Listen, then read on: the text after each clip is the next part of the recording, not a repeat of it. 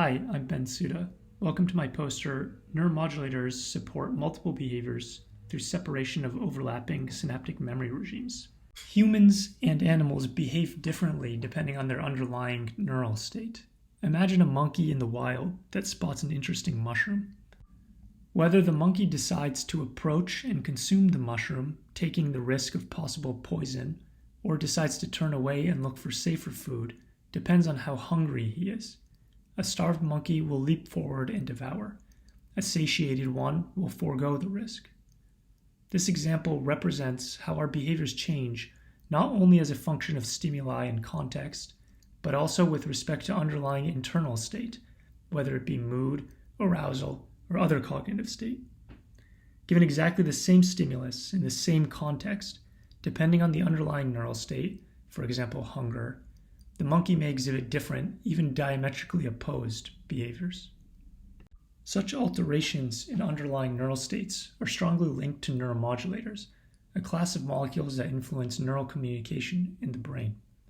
Neuromodulators are known to alter properties of synaptic transmission as well as other neural parameters, most often acting through intracellular signaling cascades via GPCRs. Specific neuromodulators are associated with neural states from arousal to moods and emotions. Importantly, neuromodulator perturbations are central to the development and treatment of several neuropsychiatric disorders. We asked, how can neuromodulators shift neural states in the brain to switch behaviors? To do this, we took a computational approach using artificial recurrent neural networks as a model and approximated the aggregate neuromodulatory effect as a shift in synaptic weight. In an extreme case, depicted here on the left, a neuromodulator might influence every synapse in the network independently.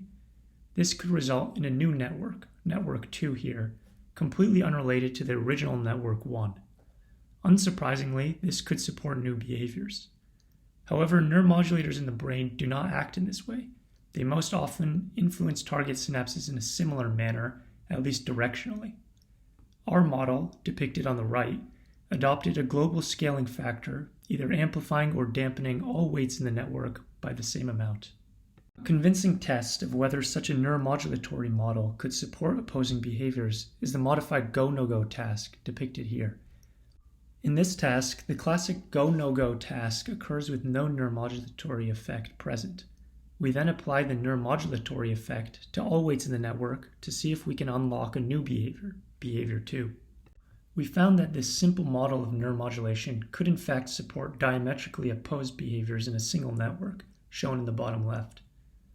The neuromodulatory effect effectively separates synaptic memory regimes that are accessed through scaling of the weights by a global factor, shown at the bottom right.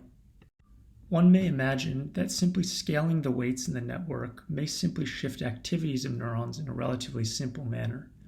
We found that this was not the case.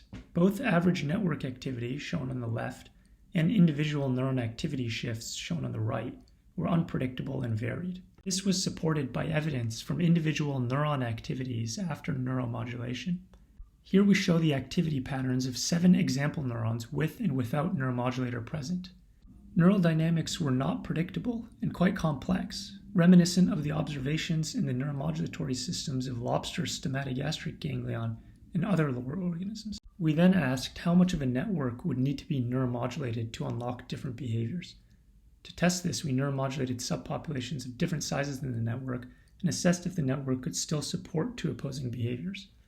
We found that when even only 10% of the network was neuromodulated, the task could be successfully performed. We then asked if we could target several different subpopulations within a single network to unlock several different behaviors. To test this, we created a 9-behavior version of the modified go-no-go task. We found that layering neuromodulated subpopulations in this way could support all 9 behaviors, demonstrating a drastically increased capacity. In summary, we show with our computational model that neuromodulation can drastically increase the flexibility and capacity of a network. Through synaptic scaling, neuromodulation provides a simple mechanism to separate weight regimes in a network and rapidly access these to unlock unique behaviors. Networks exhibit rich, complex dynamics and, along with increased flexibility, demonstrate deepened capacity through layering of the neuromodulation-based synaptic weight regimes. Thank you for listening. I'm Ben Tsuda, and hope to see you at our poster.